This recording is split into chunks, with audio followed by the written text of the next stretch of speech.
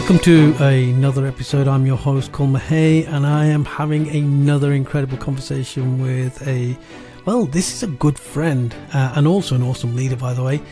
Simon Burch is I don't know what you are. You're managing director or owner or founder of Penguin PR. Penguin PR is a public relationship firm that's set up in Derby. Actually, I'm one of their clients.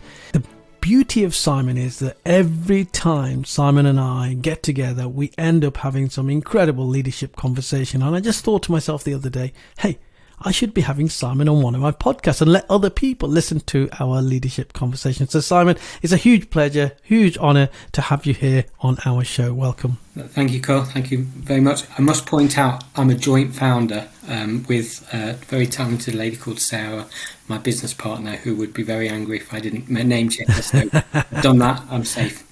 And we need to give a shout out to Sarah because she's absolutely lovely. In fact, the one thing I love about your company, and one of the reasons why I became a client of Penguin PR, is you are all just incredible people. Every person that I connect with in your organization, they've got incredible values. They are so connectable.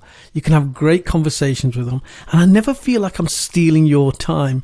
So I don't know if that's something that you and Sarah intended from the outset, or whether that's just who you are as people. I think it comes from who we are. All of us in the company, apart from our talented digital apprentice, we're all journalists. And I would imagine between all of us, we got 50 or 60 years worth of experience. It's not all writing. Most of the job is talking to people. And you're either born journalist because you're a gossip, or you develop into the kind of person who just really enjoys talking to people and asking them loads of questions. So, yeah, there's no blueprint in terms of that. The more you talk to people, the better content you get from them, and that helps them in their businesses. Absolutely. And, I often say when I'm talking about public speaking that unless you are the one on the stage or the one that's speaking, you could be a mortgage broker in a room full of mortgage brokers, but if you're on the stage, you are the go-to person. And it really is about that, and when I realized the importance of having PR correlated and connected to your business, there's a part of me, and you must hear this from other people, there was a part of me that thought, is this a bit egotistic? Is it a bit over the top? Am I shouting about my successes and my work a bit too much? Do you get that from people? Yeah, absolutely. It's really hard. We could do better on our own PR. It's incredibly difficult talking about yourself. We just don't do it, whether that's a British thing or a reflection of I don't think people, that's not how we go about getting ourselves known. We like to, as a social species, just like to talk to other people and make friends with them. And you don't make friends by telling everyone how great you are. You can open doors for yourself, but I would imagine they'll soon be closed if it just becomes about you. So yeah, I agree. When you came to us, there's two things people don't really know. Their tone and how do they go about doing this, and is this really right? And the other thing is their story and actually what they say. And very often it's your story that's probably more important than what you're actually saying. You need to know what you're saying in terms of that it's going to engage people and is non-threatening. So yeah, that's definitely a conversation we have. Lots of people don't know what public relations is. They've heard of it, and a lot more kind of the younger people who spend most of their lives on social media, they know public relations more than anybody else because they've grown up talking about themselves and seeing themselves as a brand, whereas other people have probably hidden behind their company logos and said, well, that's not me. Young people realise that it has to be the person first, then their company first, and all the best PR comes from the person and what they have to say. And I guess just people just aren't great at talking about themselves. They shy away from it, and I think they see someone else doing it and think, that's not for me, thank you. Yeah, and there's a lot of, this imposter syndrome that many people suffer from, including myself, to be absolutely honest, that you might have all sorts of successful ventures that you're involved in and keeping yourself incredibly busy, but every now and then you're constantly sort of pinching yourself and saying, well, when do I get found out? I'm going to fail at something at some point in time. So I guess you're also having to contend with this whole imposter syndrome that causes people not wanting to shout too much about their successes. It's a real shame that, I mean, I know of I know of imposter syndrome. I just feel that if you know, I think that comes from maybe looking at yourself through other people's eyes, really. I try not to do that. I know that I'm fallible. I know that I'm human. And I know that if I fail, then it's actually how I respond to it rather than failing in the first place. So I do think people are very wary about being seen as if they're being put on a pedestal. And it maybe, again, it's that British thing where we see someone in the public eye, everyone loves them for about 6 months, and then the narrative twists and then everyone wants to pull them down. And I think people are they're very conscious of that. And I think when you start out in business, unless you've got the real clear vision, you often don't really know where you're going to go and how quickly. So I do think when you get PR out there for you, you either end up believing it too much or you don't believe in it at all, and then you think you're creating a bit of a charade. Well, that's not me. And because you've got some talented writers saying, Kul, this is what we want to say, and you're going... And then, do you know what I mean? I've had plenty of those moments. Create it's an illusion. And I would imagine maybe you're honest enough to not believe in the illusion, whereas other people, we definitely have had clients in the past who've started to believe the illusion about themselves. And that's very difficult. It takes you into a completely different viewpoint. Yes. All of a sudden, you're walking into rooms and people's going, yeah, I've heard of you, and you did this and you did that, and you guys are doing really well. And you'll go, thank you, that's very nice. But it's like being called on stage unexpectedly for everyone to praise you. And that's not what people really experience. So yes, I do. I get that. For myself, I don't know that I feel about imposter syndrome. Not because I'm massively confident, but I just think, well, that's like anything. It's exciting. I think it's exciting to be in new situations, and I'd rather be the situation to be there and give it a go rather than get there than spending my entire time beating myself up saying, do I actually belong here? Yeah. Because if I'm there, I do. And that's just it. I think that's a really healthy way of looking at it, Simon, to be honest. And, when you and Sarah were there, many years ago now, thinking, hey, you know what, maybe we need to get out of journalism or be involved in journalism from a different angle. And maybe it's time for us to step away and create something of our own.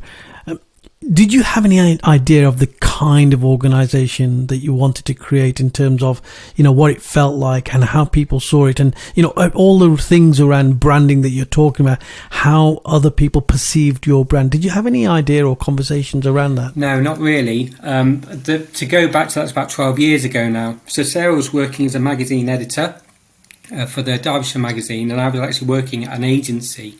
So we'd started working together, and then we went different ways. Right. But really, my reason was that I was working for someone else and I enjoyed it, but I could see how I could do it myself. So actually, from a business point of view, I wanted the freedom to be able to do it for myself. Sarah was the same. She really enjoyed her job, but with all jobs, when you work for someone else, you're not in control of your life. We both had kind of our own kind of separate kids and all that kind of stuff, and I just felt that I felt I could do it for myself in a way that was very controllable, so that I could, go to the nativities or go to the sports day, but also be able to do the work. It's a very simple, if you've got the skills. I mean, we've been journalists for about 15 years. It's a simple industry. You just need a phone and you need a computer. You can do that anywhere. It's incredibly flexible. So we knew we had to set up as a company, and we knew we didn't want to call it based on ourselves, because we had that vision thinking at the end of the day, the company is the star, and we didn't want to have to be the people when the people rang up that they thought they'd speak to either Burch or Newton as we are. So we knew we wanted a generic brand. I don't really think we thought too long about how we developed that brand. And actually, bearing in mind it's called Penguin PR, I don't really think we had much of an understanding of quite how nice penguins are. You know what I mean? It was really, retrospectively, it's one of the best. It was Sarah's decision or Sarah's idea. One of the best ideas was the name, because it's a brand and it's a concept that everybody seems to really like penguins, and no one is scared of them or dislikes them. There's a certain image, isn't there, when it comes to penguins, and it tends to be this very cuddly kind of image and this non-threatening image, I guess. Yeah, I think so. It's a, as you move forward, you kind of explore your brand values and you kind of load it back into your company. Yeah, they're very sociable. they survive in communities. They're stronger in their flocks. There's loads of them, and they work together, and they're hard-working birds, and all that stuff. If you want to talk to a customer and you want to build your brand journey, it works really well. None of that we thought of at the time. I think I'm going to guess if we liked it, then other people liked it. So to go back to your original question, no, we didn't. We did it very much for our own reasons, and it started to take on a life of its own, really. But then in that time, 12 years, you've been thrust into this leadership position of being the founder and director of this organisation. Between you and Sarah, the team has grown, the work has certainly grown. I think you've got a really good basis for relationship and really good profile in the East Midlands. With all of that success also comes a lot of leadership challenges. What have been some of the biggest leadership challenges for you? I think probably the biggest leadership challenges is getting other people to do the work that how you can do it and how you would do it. And it's developing the trust that they are, to an extent, allowed to do it their way, but also the balance that we need them to do it the Penguin PR way, so that everybody understands what's going on. I think because we set it up to do the job we do, we didn't set it up as this is going to be a company that's going to employ this and that. I think we're probably secondary is the way our systems work and the way Penguin PR goes about things. So as we grow, and we're up to 4 people now, which is because Sarah and I kept it small because we wanted to control it for families and growing kids and stuff like that. We're now starting to move and grow a little bit more. We're now almost having to backfill some of the understanding that maybe business people would have put in the beginning. So the biggest challenge is, you've got one person going out. When do they see a client? How long should they see a client? Should we rely on them to develop their instinct, or should we say, well, actually, we need to know, we need to standardize our service to everybody. How can we make sure that all our clients get the same service, but without curtailing or limiting what our talented writers do for them? And there's a really, really powerful word that you've used in there, which I think in the leadership circles, wherever we are in the world right now, is this issue of trust. So you recognize the importance of building trust so that members of your team trust you, that your clients trust you, your wider community trusts you, and also that you trust other people. Trust for me is like this. It's almost like a foundation of any kind of relationship, and it's a foundation of leadership. And certainly, I think, we're living in some really interesting times at the moment, isn't it? In fact, today, we are waiting to see whether Rishi Sunak becomes the Prime Minister of the United Kingdom, or whether he and Penny Mordaunt go on to elections with the Conservative members. Now, behind all of this, as we all know, for those of us who live in the United Kingdom, there's been a chaotic, and it can only be described as a chaotic leadership race within the Conservative Party, which has been split 2, 3, 4 ways. And hopefully we're going to get a bit of stability.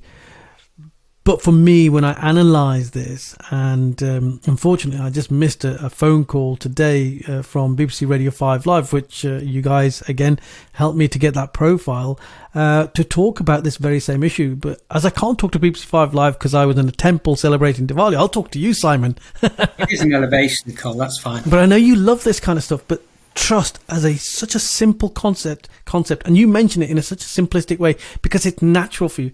I think trust is the one thing that's really, really lacking in UK politics, but not just UK politics, but global politics right now.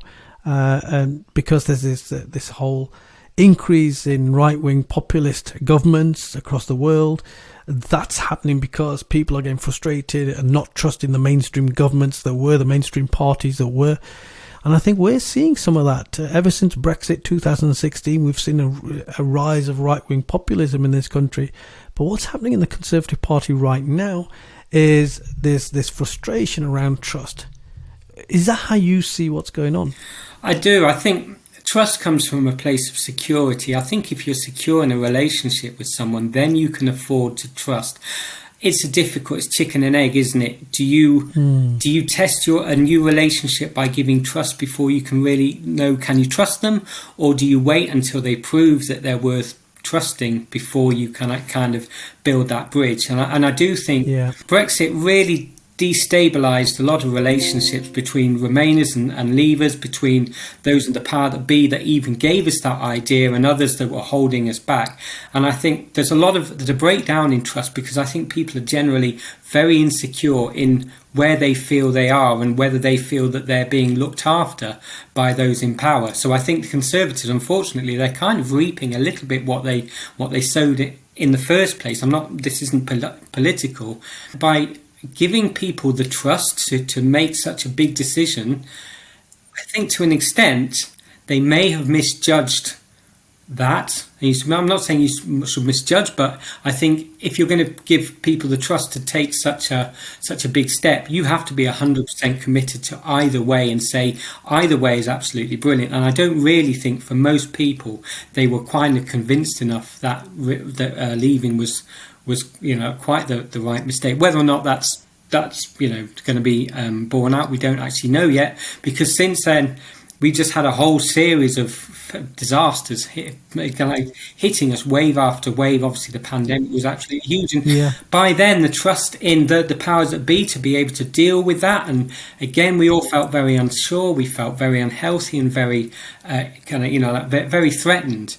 And I think this probably may be where the swing to the right has gone, because with a more right-wing government, you get more authority and people know what the score is there. There's less trust in that kind of relationship because everybody just has to do what everyone wants. And I think people like that because they want to see the people that they can't trust also brought to the same place. So I think there's a total lack of trust, and I think we're more individual now, and that's great. We're encouraged to say who we are and who we want to say who we are, and decide our own identities. But if someone reacts negatively to that, then you don't trust them because they don't feel that you understand them. So there's a whole load of problematic kind of themes that are really flying around everywhere, and certainly I think politics, because there's so much of it every time you go on Twitter or whatever, you can't get away from it. I think there's an incredibly difficult time, probably for anybody in power, that needs to come in and establish trust. And yes, certainly the stuff we've seen over the last kind of 6-12 months is, I don't think any government, probably if they could ever, even they would have looked forward 12 months and I can't believe we've ever got there. But it does almost come to that stage where that's what happens when trust breaks down. And actually that's what happens as a government. When you play fast and loose with that trust, then this is what the electorate are going to do to you. Every time you try something further on the line, it's got to be absolutely brilliant. Yeah. And I think when the media lose trust in the government as well, and bearing in mind the media they both shape opinion but also reflect opinion. I think they're reflecting the opinion that even the media can't be seen to trust the government, because people don't trust the media that trust the government, because they feel the media are all in it together and nobody's helping the common person. I think you're so right. And just picking on this issue of trust, and you've narrated it quite well in terms of the whole aspect of trust and what elements, what trust leads to, where trust comes from, and how it's perceived. Another issue around trust for me, and again we saw this in Brexit, was this whole issue of misinformation. If people think that you've lied to them or you've misinformed them in some way, and there was a lot of accusations floating around at the time in 2016, I remember, against both sides of the camp, saying that there's a lot of misinformation. When you start hearing that and that rhetoric just grows and grows and grows, that also leads to a lot of mistrust. So any arguments that you have, any debates that you hear thereafter, you sort of put a question mark around them and say, hey, how true is that? Where's the integrity in that debate? You're talking about the media there. And I think the media played a really, really important part with Liz Truss. 44 days, shortest term of any Prime Minister in history, as far as we know. And from that mini budget, and I think it was that key aspect, the mini budget, the rhetoric and the analysis in the public eye was so against Liz Truss's policies, it was magnified so much by the media, and I think that is one of the reasons why eventually she felt that she could no longer serve as Prime Minister. So this whole element of trust is not just about gaining trust from the public. I think politicians nowadays and leaders need to know that they need to get trust from elsewhere. In terms of politicians, because they're public figures, it is from the media as well. So this is all about relationship building, isn't it, at the end of the day? It is. I think it's that saying, isn't it? Good leaders eat last, and it's like in any society, a leader goes out to get the food, and then they stand back so the lesser people come and get their first fill, so everybody's safe, and then everyone kind of rewards the leader for their selflessness in that transaction. And I do think this is the hardest thing, I think, for the Conservatives at the minute, in that during the pandemic there was a perception that when they should have been selfless, they were selfish. And I don't think they're ever going to escape from that. And I think, again, to the mini budget, when you looked at it, and I've read a couple of pieces who say, well, we're being more objective, and I think there was a lot in it to really genuinely, like Kwasi Kwarteng wanted to do, to help businesses. But the one thing that really didn't, and let it down in my opinion, was the scrapping of the 45p tax rate. I mean, it only affects a small amount of people, but that's like a lack of, hold on, we're all struggling here. Why are you helping people who earn so much money? And that was indefensible, I think. It magnified a lot of the other aspects of the mini budget, because the perception of everyday people was, well, you're looking after your super rich friends.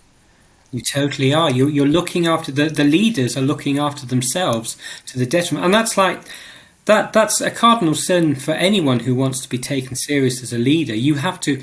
I mean, this is why people looked at the Queen. You know, they had the perception that she was selfless, that she served, that she put herself kind of like behind everyone. I mean, she lived an incredibly privileged life, but she was able to negotiate that by serving her people in a way that they understood. And it was the PR for the Queen was absolutely brilliant, because it was so her, and she knew exactly what to do. And I think that one of the defining images would be her at Philip's funeral, doing what pensioners up and down the land had been doing it, and that probably won her an incredible amount of kudos.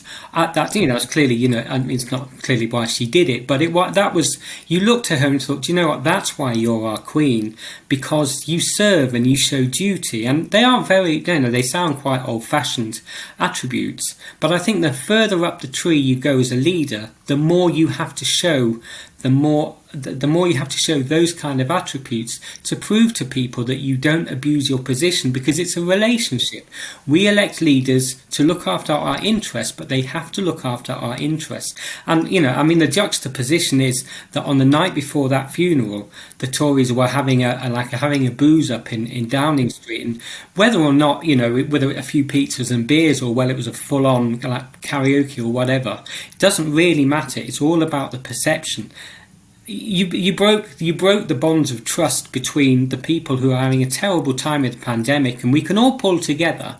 But later on, if you find out that some people aren't quite doing exactly the same as we are, then you've got a problem. And I do think, I mean, Boris wants to be back. He's not come back, and I think he would be incredibly tin-eared if he could think, oh, it's old history. Think people remember that kind of stuff. They remember the little human moments of when you as a leader didn't lead, and you filled your face first, allowing other people to kind of put up and shut up.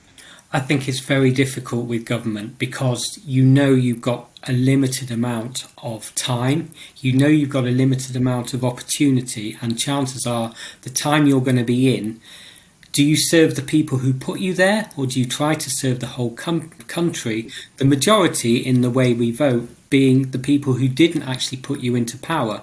And I think one of the biggest things, and we were having this chat in the office, and I think also we mentioned it, if there was social media in the times of like Margaret Thatcher or John Major or Tony Blair, and in a time when we have entire teams within companies looking at social media, reading the mood music and saying this hasn't gone down well and that hasn't gone down well, I wonder if history would have been different, because I would imagine to be you don't want a strong leader, but you do need a leader who's strong in their own opinions, who does understand that we're doing this and we're committed to this. But if you get pushback in the early days, especially now when, politics is a lot more it's a lot more responsive, and you do have to, go on TV the next day and someone says, well, have you seen this isn't working? People do want to be seen to be more responsive and more more understanding of how people feel. It's hard for any leader with a short-term mandate to be able to say, well, yes, I'm just going to get my head down and I'm just going to push on because we have so many years to do this. I think with a short-term, with a short-term parliamentary time available to people, they do have to take the low-hanging fruit, and they do have to take the stuff that's easy for them to do. And it reflects what got them in there in the first place. I mean, again, for politics, and I know they have let a lot of people down. I think one thing that wasn't in the Conservatives, the last time they were elected, nothing in their plans reflected how we're going to deal with a pandemic. That has changed things, and I do think we are quite quick to move on. That we've all changed due to the pandemic. The country we have now is not the same as it was before the pandemic, and yet sometimes, and I do think sometimes unfairly, what the Tories said before being elected and what promises they were made related to that old days, that everybody says, oh yeah, my life in 2019 is different. So I do feel that they're kind of held to account pretty much in a way that they can't control, because everything they do now is judged either judged now or judged on what they said they would do, even though so much has changed over the past number of years. One of the key issues that I think is probably why people don't tackle some of the harder to do tasks and instead focus on short-termism is because, they think, well, I'm only in here for 4 years, 5 years, I'm contractually obliged to do something in that time, but why should I extend beyond that time? And let's face it, something like culture change, something like, something about changing something fully from the inside out at the root cause level takes a bit longer sometimes. And the big difference between these leaders and somebody like Her Majesty the Queen was that hers was a lifelong service. So there was never an end goal. It was until she passed away. So that's why she was always committed to her role. How would you see that? Well, I just looked at the Parliament, the life of this government. They've literally got 2 years in which they have to kind of build towards the next election, and they have to seek to win the next election, obviously, since that's their job. But they've lost so many supporters along the way, and what's probably even harder is that they had such a massive victory last time. Any defeat is going to be a huge crash, and that's going to be on someone's name, and that's going to be on someone's CV as such. So they've got 2 years. They're going to have to do some incredible stuff within those 2 years simply to remain in power, which is the point of being a political party. Yeah. That makes it very hard for them, because there is nothing long term that whoever kind of replaces Liz Truss, there's nothing long term they can do. They're just going to have to seek a whole load of quick wins, because chances are any win is a plus. They're not going to seek or gain long term gain, because our new government are potentially already waiting in the wings. Yeah. And that does make it hard for them. And I think, going back to my own position, I know I've got at least maybe 10, 15 years. I can relax and I can bring in changes that I know will probably take me a long time to adjust to, and certainly take my organisation some time to adjust to. If you fast forward when I've got 2 years left, and as HCL I'm going to wrap it up, not that I'm thinking that, but everyone knows they've got a kind of sell-by date. We have this conversation in 8 years, I'm going to say, yeah, I've still got loads of stuff I want to do, and I know that I'll want to pass it on in a good state. Yes. But I've still got my own ambitions, and time's ticking away. So I'm not thinking the long game anymore. I'm thinking a lot shorter. So so I'm going to be a lot more responsive to easy wins. Well, Simon, thank you so much for joining me on the show today. What an incredible conversation we've had. I feel like we've put the world to rights, but I know that there's so many golden nuggets of wisdom, leadership wisdom, in our conversation today. Thank you so much, and I'm sure that we'll meet up very, very soon. All the best.